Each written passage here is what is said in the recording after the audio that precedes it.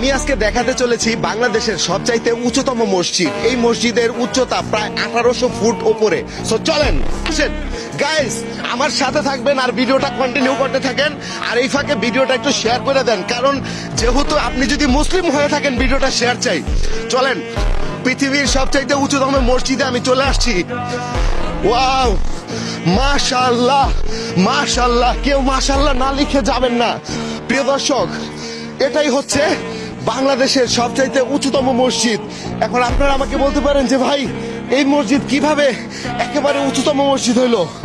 আমি যে জায়গাটায় আছি, এই জায়গাটার নাম হচ্ছে সাজেক। এই সাজেকের উপরে কিন্তু এই মসজিদটা। আপনারা গাইস, এই যে দেখেন, এই যে নিচে পাহাড়গুলো দেখেন জাস্ট। ওয়াও মাশাআল্লাহ। সো এই যে পাহাড়কে ঘিরেই এই মসজিদের অবস্থান। তো এই সম্পর্কে আমাদেরকে নূর হোসেন কিছু বলবে।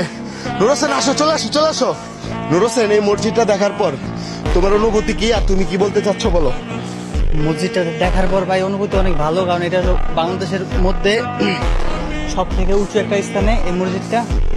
এখানে আমরা উঠে আসতে অনেক কষ্ট হয়েছে, অনেক ঢালু রাস্তা, আর চারিদিকের ওয়েদারটা অনেক সুন্দর মাশাআল্লাহ দিলে। মানে গাইস, বিষয়টা হচ্ছে আমরা যেখানে আছি, নর্মালি বাংলাদেশের যে সমস্ত সমতল ভূমিগুলো আছে সেটা থেকে প্রায় 1800 ফুট উপরে।